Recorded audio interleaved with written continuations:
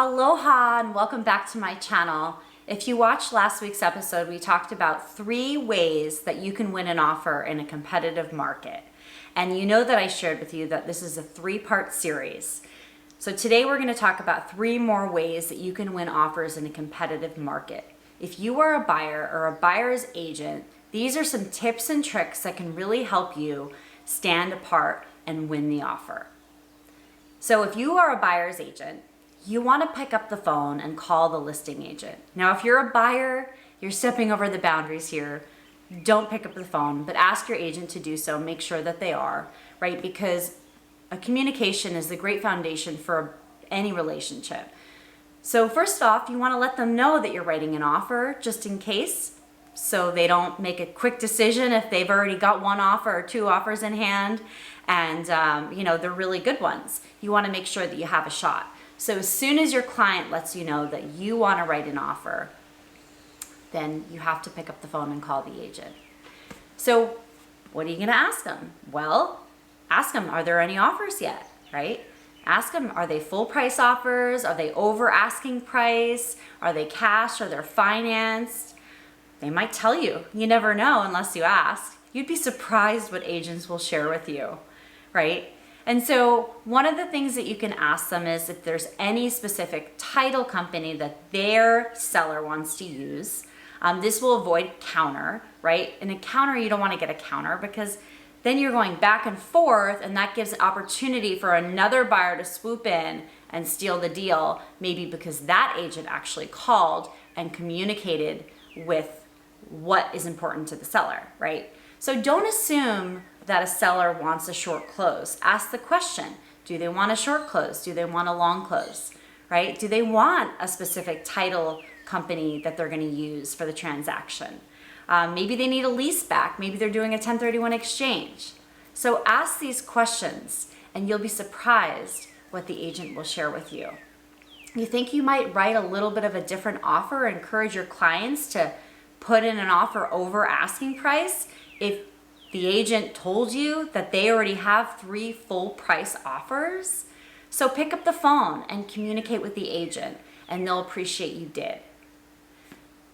Another thing that you can do is acting fast, right?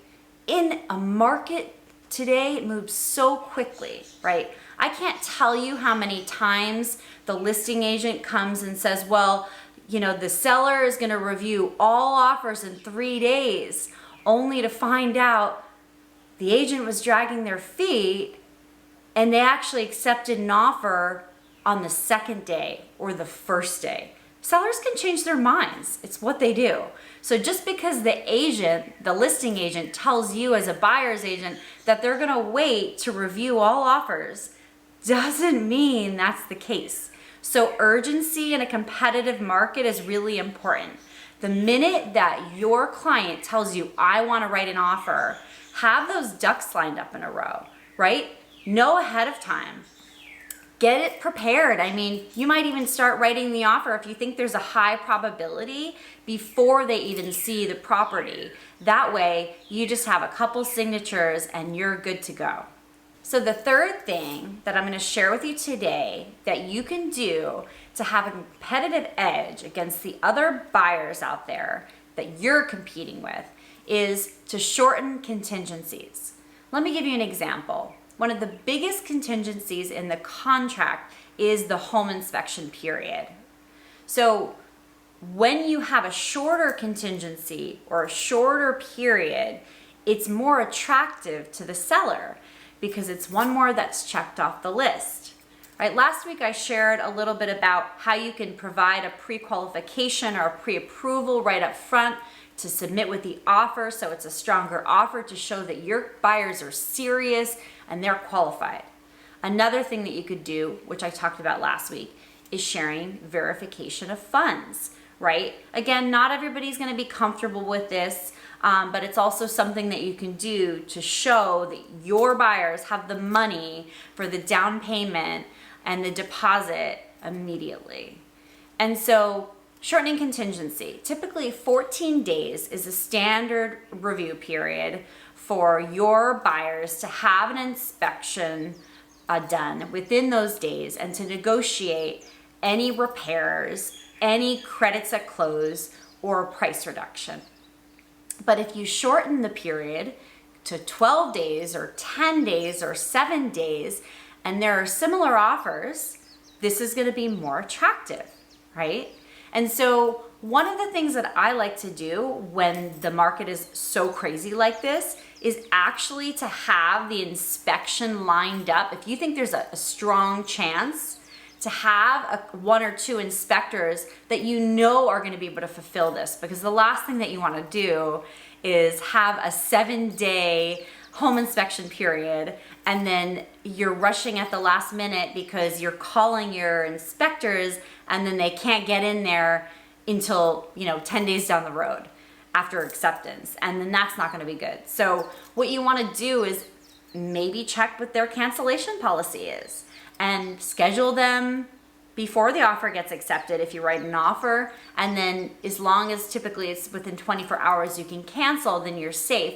But that way you can fulfill that and it's realistic, and it also makes your offer more attractive. So another one that you can potentially shorten is the financing contingency, but I would really make sure that you check with the lender on this, only because lenders are taking a really long time these days. They're super backed up.